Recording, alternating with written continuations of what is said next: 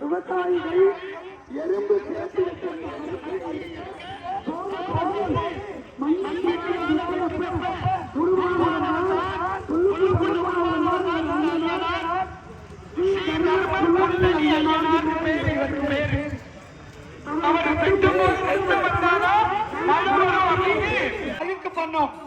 அழுக்காக இல்லாத அசுத்தமாக இல்லாத வான்வெளியிலே இருக்கிற அந்த இறைவனை அழுக்காக இருக்கிற மண்ணுக்குள்ள கொண்டு வந்து பிரதிஷ்டை செய்து இறைவனை வழிபடுகிறோம் என்று சொன்னால் ஆகாயத்திலே இருக்கிற இறைவனை மண்ணுக்கு கொண்டு வருவதற்குத்தான் இவ்வளவு பெரிய கும்பாபிஷேகங்களை நாம் நடத்துகிறோம். இந்த ஊர் மக்களுக்கு ஒரே ஒரு செய்தி சொல்றேன். இந்த கும்பாபிஷேகம் செய்யறதுக்கு நிறைய பேர் பொருள் உதவி பண உதவி எல்லாம் செஞ்சிருப்போம். ஒரு காலத்துல ஒரு 100-150 ஆண்டுகளுக்கு முன்னால மன்னர்கள் காலத்துல எப்படி கும்பாபிஷேகம் நடந்ததுன்னா ஸ்வர்ண பந்தனம் அப்படின்னு பேரு. தங்கத்தாலேயே கும்பாபிஷேகம் செய்தது உண்டு. கருவறைக்கு கீழே இருக்கிற இறைவனை பிரதிஷ்டை செய்கிற போது தங்கத்தை அடிச்சு வச்சா அதுக்கு மேல சாமியை தூக்கி வைப்பாங்க. அதுக்கு பேரு ஸ்வர்ண பந்தனம்னு பேரு. அப்புறம் கொஞ்ச நாள் கழிச்சு ரஜ பந்தனம்னு வந்தது. ரஜன்னா வெள்ளின்னு அர்த்தம். சாமியை தூக்கி வச்சு அதெல்லாம் முடியாததுக்காக இப்ப அஷ்டபந்தன மகா கும்பாபிஷேகம். அஷ்டம்னா 8 அர்த்தம். சமஸ்கிருதத்துல அஷ்டம்னா 8 விதமான மருந்துகளை வைத்து இடிச்சு கருவறைக்கு கீழே வச்சு அதுக்கு மேல சாமி தூக்கி வைக்கிறோம்னா அந்த 8 விதமான அந்த மருந்துகள் தான் அந்த இறைவனுக்கு ஐயனாருக்கு மிகப்பெரிய சக்தியை உருவாக்கக்கூடிய அந்த 8 மருந்து என்னன்னா கொம்பரைக்கு தூக்கி வச்சு அதுக்கு பிறகுதான் யாரும் பார்க்காத நேரத்தில் தான் கண் திறப்பது என்று ஒரு பழக்கம். ஏன்னா சாமி உத்தமமா இருக்கும் போது மருந்து சாத்திட்டார் இறைவன் அமைதி அடைவான் என்பதற்காக மருந்து சாத்துகிற வழக்கம் வந்தது. அஷ்டபந்தனம் என்றால் 8 விதமான மருந்துகளை இடிச்சு அதுக்கு கீழே வச்சு அதுக்கு கீழே தகடு வச்சு அதுக்கு மேல சாமியை தூக்கி வச்சு நாம இன்றைக்கு கும்பாபிஷேகத்தை பார்க்கிறோம். நம்முடைய உடலும் ஆலயத்தினுடைய கோபுரமும் ஒரே மாதிரியானது.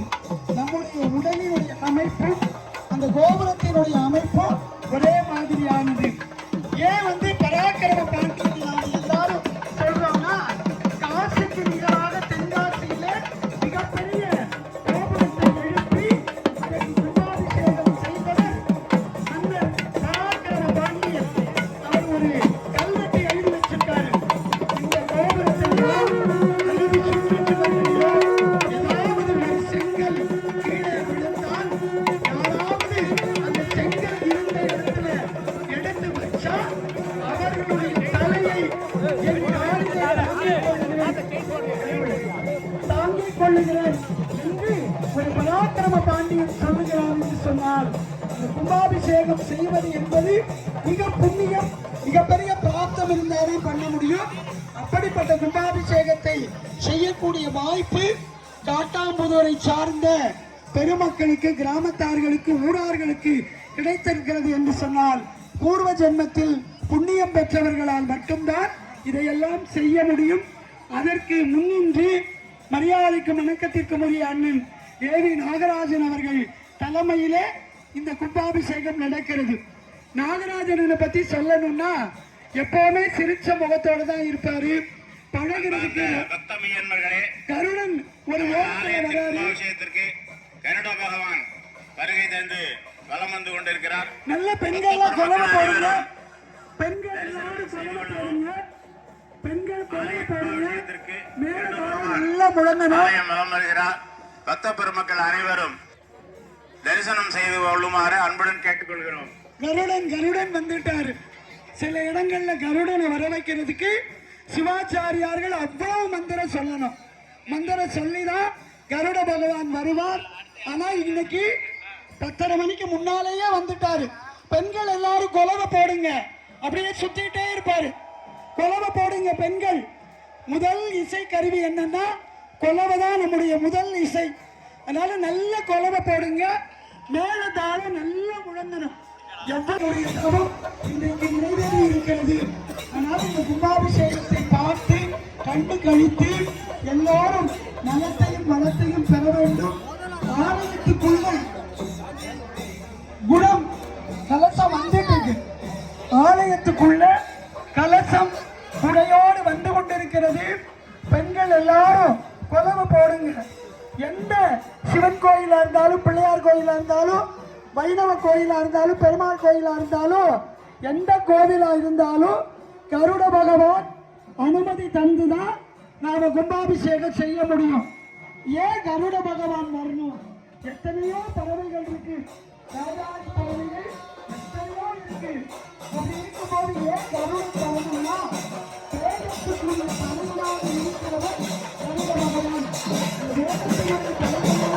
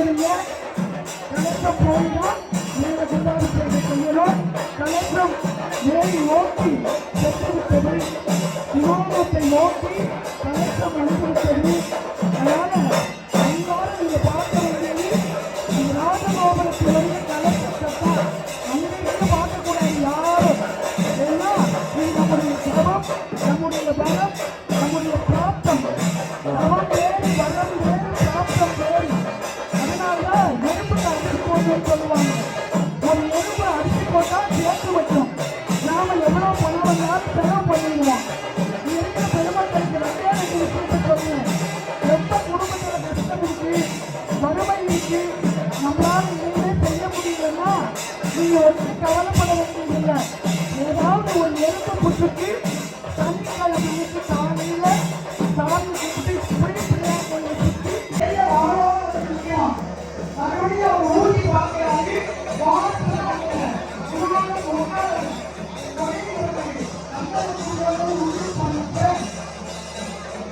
அவர் வந்து பால் போது அந்த வாசிப்பை அவருக்கு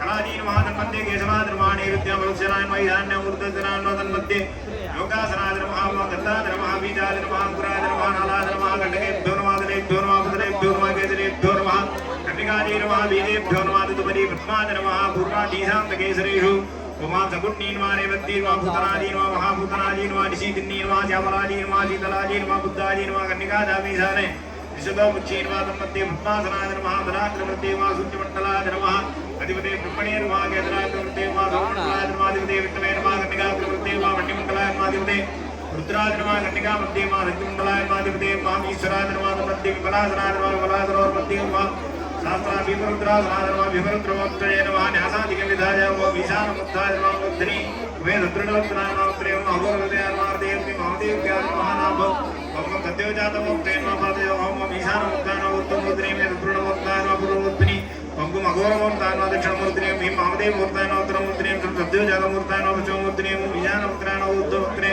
ओम वेदत्रिणवत्ताय नमः पूर्वमुद्रे ओम अघोरवत्ताय नमः दक्षिणमुद्रे ओम महादेवत्ताय नमः उत्तरमुद्रे ओम सद्योजातमूर्ताय नमः पश्चिममुद्रे ओम शांति कलाजी महामुद्री में शांति कलाजी महामुद्री विद्या कलाजी महारती विद्या कलाजी महानाभु अमरान वृत्ति कलाजी महावाद योग गजंतराजि विद्महे नमः कंठे नमः श्रीगंधाजमार्दये दीपकी नमः नाभो कन्नो नमः उर्वोः शास्त्रे नमः जन्मोः प्रचोदयात् नमः पातजो ध्यानं कुर्यात् अजामो मनविशालगनं विचित्रम् आसो असारवर्णोत्तलवामहन्तम् उत्तुङ्गरत्नमकुटं कुटिलाग्रकेशं शास्तारविट्टवरदं चरणं प्रपद्ये हरिहरपुत्राय नमः विद्यादेशाय नमः नेत्रेभ्यो नमः उपीरञ्जनि नमः पूज्य कुलमन्त्रं वेदादिकलो वेदं प्रचण्डमात्माण्डो ब्रह्मादिकारणप्रकाशं तद्विद्य सर्वजीभूताः नित्यक्रमेण द्वादशान्ताद्वदङ्गविज्ञापुण्डलादेवताञ्च चन्द्रकोटिसरसंक्रियत्सदामण्डलाण्ड्रितनिर्मण्डलध्यात्वा प्राणप्रवाहवस्तनामनिर्गत्य अन्तरीगतन्मचिन्त्य लक्षमूर्तवा भाग्य महामहिगणपुत्राय नमः आवाहनप्रिया भाग्य स्थापिन्यानुस्थाप्य सन्निधान्यासन्निधाप्य विष्णुगजानिरुद्य अन्तरीभ्यामवद्य विरोधार्घ्यं कृत्वा स्वागतन्ते महादेवीति विज्ञाप्य वत्ससस्वागतं देवेनोक्तं विभाव्य स्वामिन्सन्मजगन्नाथ रामचन्द्रादिकदानकं भावत्वं प्रीतिभावेन स्थूलेऽस्मिन् सन्निधिर्भव इति प्रार्थ्य भगवतात्मं दत्त्वा महामप्रियाय नमः ओम ईश्वरसे नमः ओम शिखाजी नमः ओम भगवताय नमः ओम नेत्रेभ्यो नमः ओम अस्त्राय नमः इति विन्यस्य मूलेन एकत्वं विभाव्य अस्त्रेण संरक्ष्य कवचेनावगुण्य मूलेन धनुमुद्रां प्रदर्श्य भूषणन्तमूलेन महामुद्रयाभरणीकृत्य नवमुद्रां प्रदर्श्य आद्याजवनाद्यानि दत्त्वा अभ्यङ्गोर्कीर्तने निर्मज्जनादीन्ने नमनाङ्गानि विभाव्य अर्घ्योदकबिन्दुना संस्थाप्य सूक्ष्मवासादुपृज्य आद्याजवनाद्यानि दत्त्वा शब्दनाट्तदयं गोपीनमे ग्रोपीतमुक्लाद्याभरणानि विचित्रवस्त्राणि मनदापत्यानि वेद्य उपाञ्जलित्रयेन भ्यच्च मातुदत्त्वादिपतये हरिहरपुत्राय नमः विद्यादत्त्वादिपतये हरिहरपुत्राय नमः शिवदत्त्वादिपतये हरिहरपुत्राय नमः इण्डादिभिः पुदामाभरणं कृत्यात्रेण गण्डामादयन् मनोरथमुद्रां दत्त्वा ब्रह्माण्डानिजागर्तानेडो मम ईशानमुद्धाय नमः उमेन्द्रवक्त्राय नमः मम अमरव्याय नमः महादेवूर्याय नमः பின்னால யார் நிற்கிறான்னு தெரியாது. அதனால அதையும் பாதுகாத்துக்கோங்க. கும்பாபிஷேகம் எதிர்பார்த்து காத்து கிடந்த வந்து நடக்க இருக்கிறது, நடந்துட்டு இருக்கு பாருங்க. எல்லா கோபுரத்திலையும் கும்பாபிஷேகம். குப்பத்திலே ஊற்றப்பட்டு விப்பத்தின் வழியாக ஓம் நமோ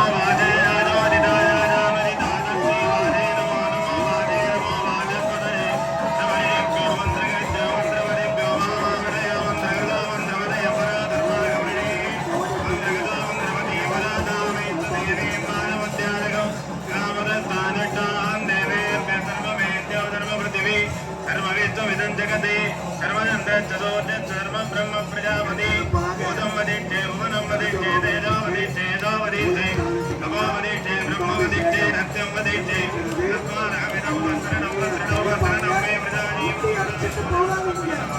प्रजाजीवदोषां भोजनं प्राणापानो मृत्योर्मापानं प्राणापानो मामहादिष्टं मधुवनिष्ठे मधुजनिष्ठे मधुवक्ष्यां मधुवदिष्यां मधुवतीं देवेभ्यो आजमध्यायं द्रोणेन्याः वनष्टे प्रथम देवावन्तु नवानि वितरो नवतन्तो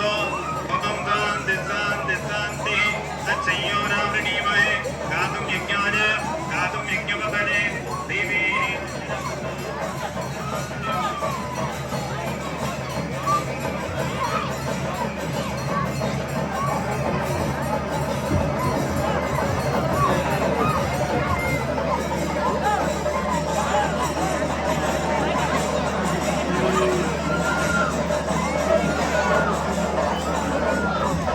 இந்த நிகழ்வு முடிஞ்சதுக்கு பிறகு ஊரார் கிராமத்தார்கள் பட்டு கொண்டு வருவாங்க.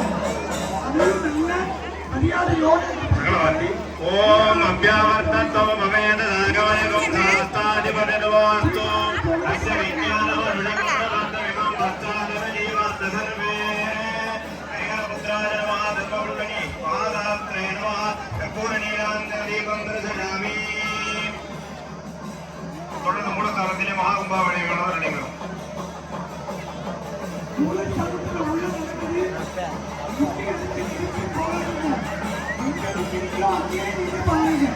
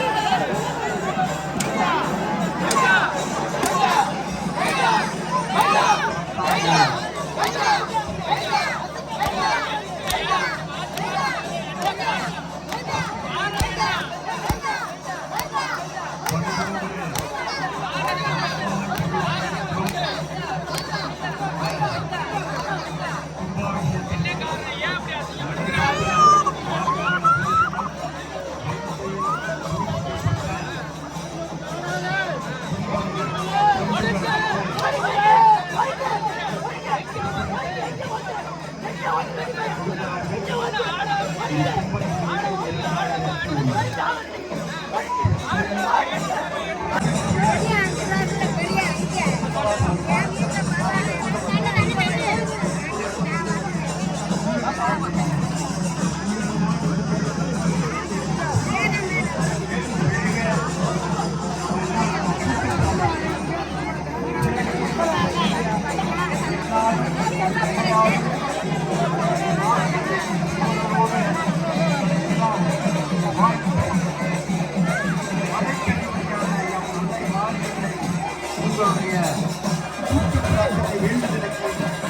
சாய்ப்பார் என்று சொல்லி விடைபெறுகிறேன். நன்றி, வணக்கம்.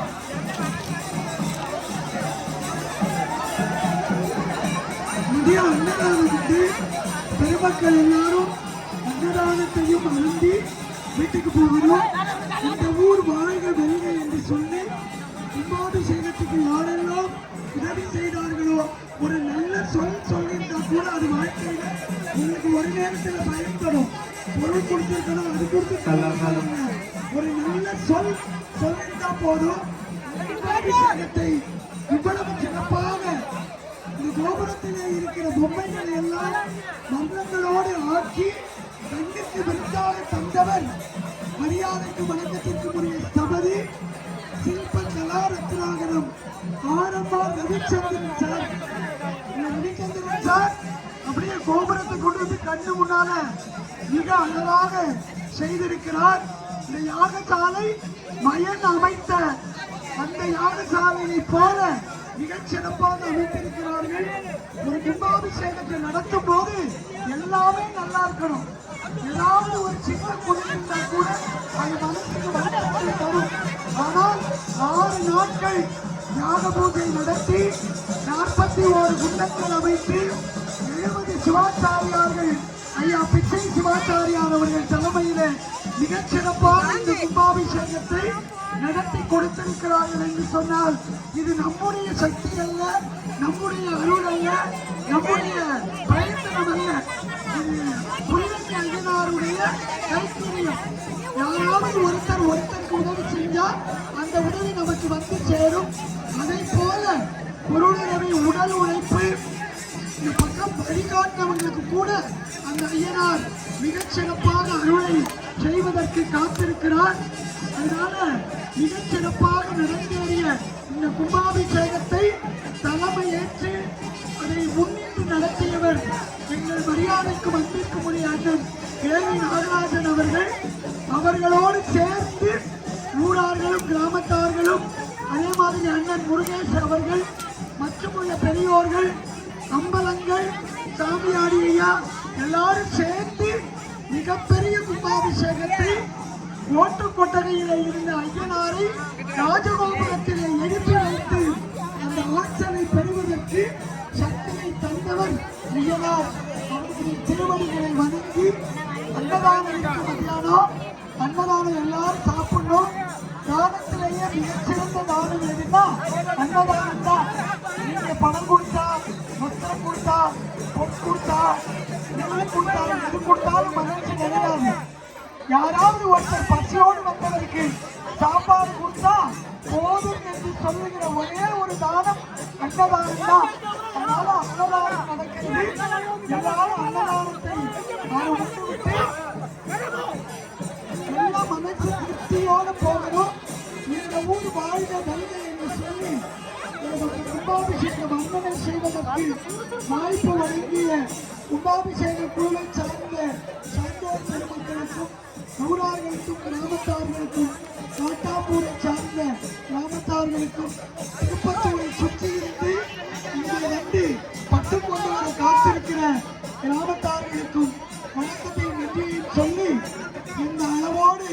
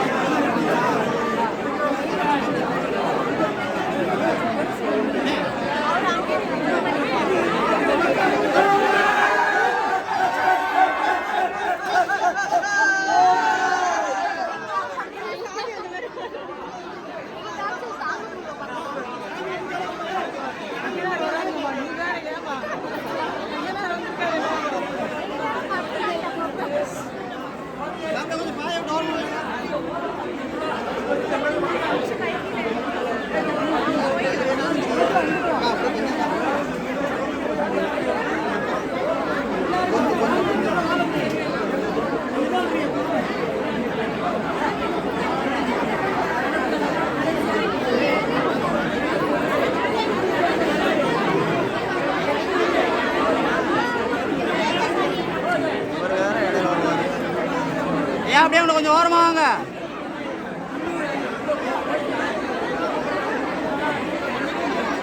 ஐயா ஐயா கொஞ்சம் தண்ணி சொல்லுங்கப்பா, சாமியே தெரியல.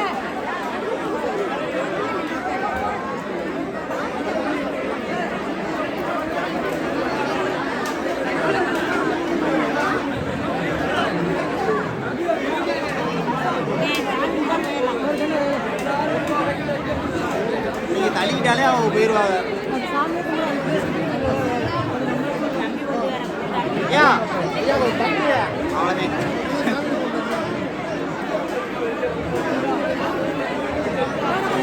கொஞ்சம் கீழே இறங்க சொல்லுங்க.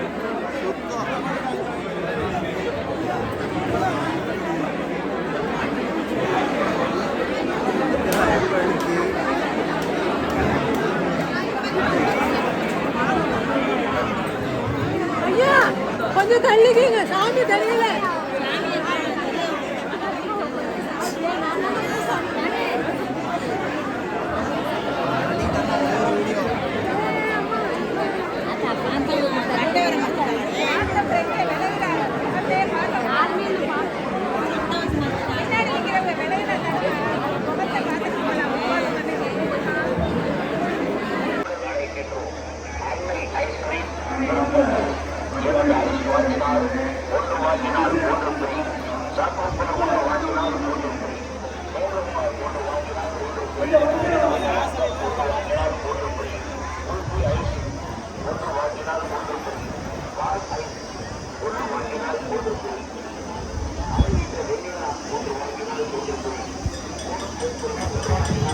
ஹலோ ஹலோ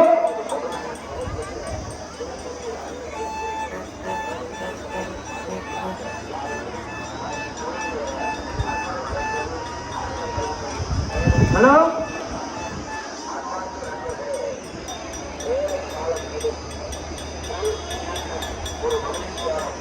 ஹலோ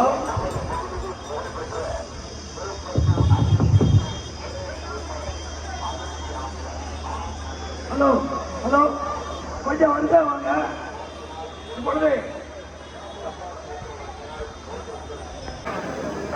ஒன்று வாங்கினால்